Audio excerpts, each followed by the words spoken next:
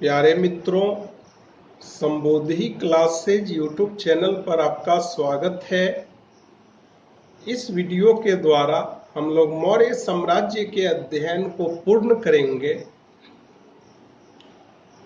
सबसे पहले हम लोग मौर्यकालीन आर्थिक स्थिति अर्थात मौर्यकालीन अर्थव्यवस्था के बारे में अध्ययन करेंगे। मौर्यकालीन अर्थव्यवस्था का आधार कृषि था।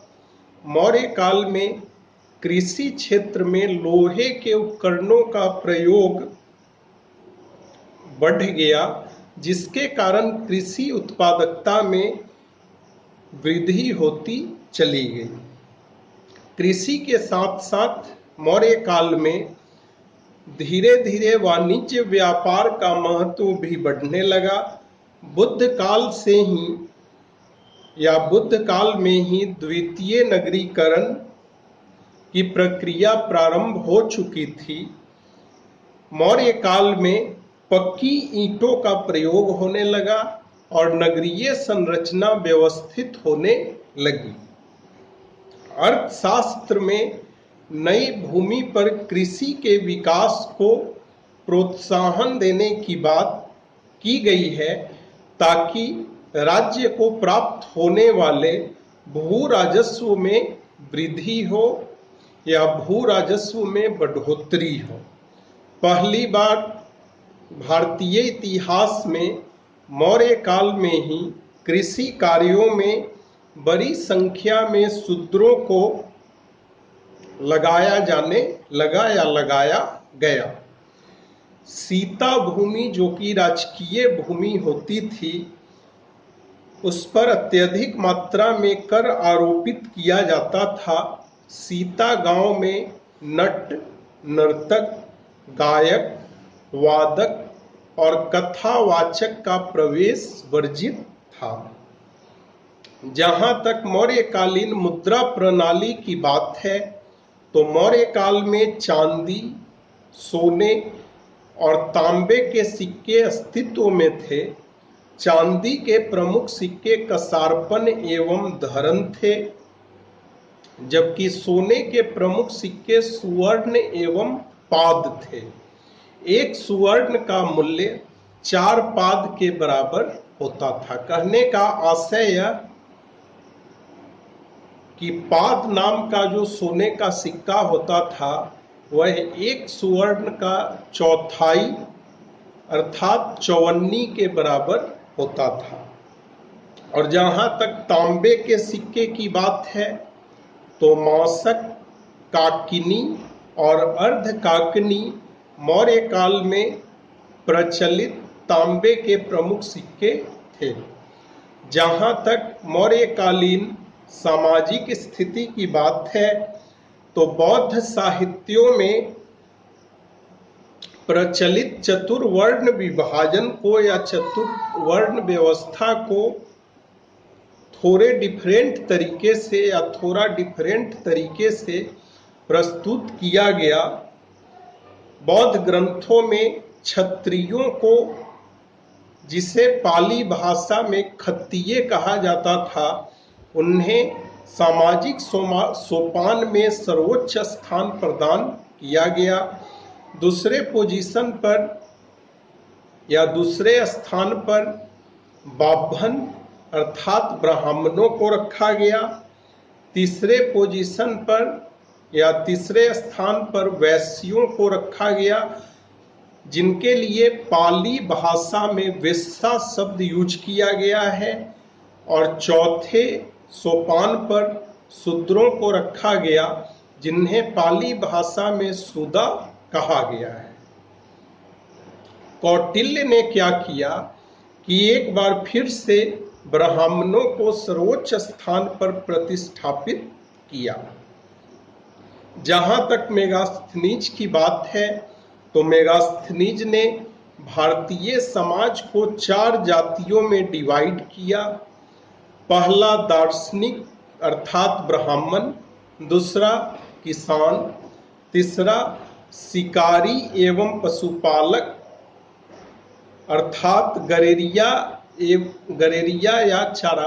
या चरवाह, चौथा शिल्पी एवं कारीगर, पांचवा योद्धा, छठा निरीक्षक एवं गुप्तचर और सातवां अमात्य एवं सभासद। अब हम लोग मौर्य काल में प्रचलित डिफरेंट टाइप्स के पुत्रों के बारे में देखेंगे। सबसे पहले हम औरस के बारे में देखेंगे। स्वाभाविक जो वैध पुत्र होता था उसे मौर्य काल में औरस नाम से संकेतित किया जाता था। दूसरे टाइप के पुत्र पुत्रिका पुत्र होते थे, जो आज के डेट में हम सरोगेट मदर का कॉन्सेप्ट देखते हैं। तो सरोगेट मदर के थ्रू जिस बच्चे का जन्म होता था, जिस पुत्र का जन्म होता था, उसे पुत्रिका पुत्र कहा जाता था। तीसरे टाइप का पुत्र दंत होता था। वैसा पुत्र जिसे विधि पूर्वक या विधिमान्य तरीके से गोद लिया गया होता था, उसे दंत कहा जाता था। चौथे टाइप का पुत्र उपगत होता था। उपगत वैसे पुत्र को कहा जाता था जो स्वयं किसी का पुत्र बनने की इच्छा प्रकट करता था और उसे उस व्यक्ति के द्वारा गोद ले लिया जाता था। पांचवें टाइप का पुत्र कृत होता था। खरीद कर बनाए गए पुत्र को कृत कहा जाता था।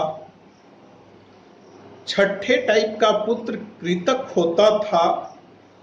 कृतक वैसे पुत्र को कहा जाता था जो बिना विधि मान्य संस्कार के गोद लिया गया होता था। सातवें टाइप का पुत्र क्षेत्रक होता था। जिस प्रकार से सरोगेट मदर से उत्पन्न पुत्र को पुत्रिका पुत्र कहा जाता था, उसी प्रकार से सरोगेट फादर से उत्पन्न पुत्र को क्षेत्रक कहा जाता था। आठवें टाइप का पुत्र अपविध होता था, मतलब वैसा पुत्र जिसे माता पिता ने त्याग दिया हो। नौवें टाइप का पुत्र कानीन होता था।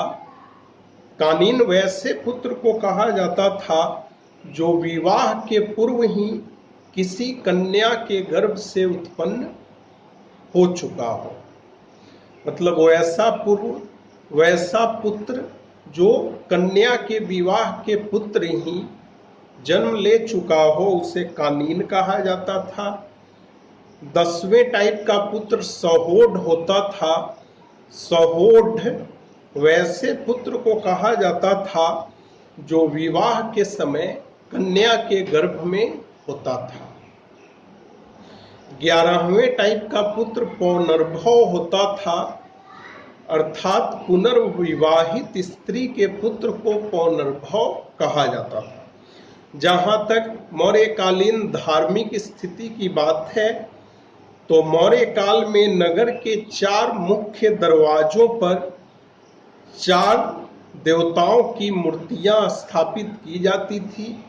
जैसे उत्तर दिशा में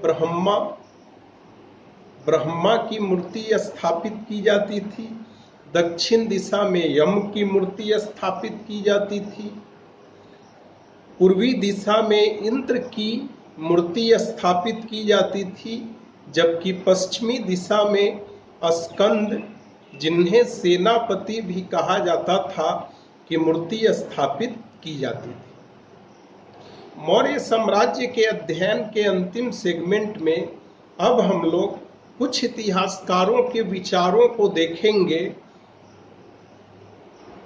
कि किन किन इतिहासकारों ने मौर्य साम्राज्य के विघटन अर्थात पतन के लिए किन किन कारणों को उत्तरदायी ठहराया है। हरप्रसाद शास्त्री का कहना है कि मौर्य साम्राज्य का पतन ब्राह्मणों की प्रतिक्रिया के कारण हुई, और पिछले वर्ष NVS अर्थात नवोदय विद्यालय समिति के द्वारा जो PGT हिस्ट्री का एग्जाम लिया गया था, उसमें यह क्वेश्चन पूछा गया था। निहार रंजन राय ने कहा कि मौर्य साम्राज्य के पतन का प्रमुख कारण पुष्यमित्र शुंग की राज्य क्रांति रही। हेमचंद्र राय चौधरी ने अशोक की शांतिवादी नीति को मौर्य साम्राज्य की पतन का कारण बताया। डीडी कोशांबी ने मौर्य साम्राज्य के पतन के लिए आर्थिक कारण या राज्य की आर्थिक स्थिति या राज्य की लचर आर्थिक स्थिति को जिम्मेदार ठहराया। रोमिला थापर ने मौर्य साम्राज्य के पतन हेतु प्रशासनिक अति केंद्रीकरण और अधिकारियों की नियुक्ति के लिए प्रतियोगिता परीक्षा के न होने को उत्तरदायी ठहराया। जबकि रामशरण शर्मा ने कहा कि जैसे जैसे मौर्य साम्राज्य का विस्तार अन्य क्षेत्रों में होता गया, अर्थात भौतिक संस्कृति का प्रसार अन्य क्षेत्रों में होता गया, वैसे वैसे मौर्य साम्राज्य पतन की ओर अग्रसर हुई। तो प्यारे मित्रों, कुल मिलाकर 4 वीडियो के थ्रू हम लोगों ने मौर्य साम्राज्य का अध्ययन पूर्ण किया। यदि आपको यह वीडियो पसंद आया हो तो आप अपने इस YouTube चैनल संबोधि क्लासेज को सब्सक्राइब कर दें, वीडियो को लाइक करें, वीडियो के कमेंट बॉक्स में कमेंट करें और अपने मित्रों के बीच शेयर करें। आपका बहुत बहुत धन्यवाद।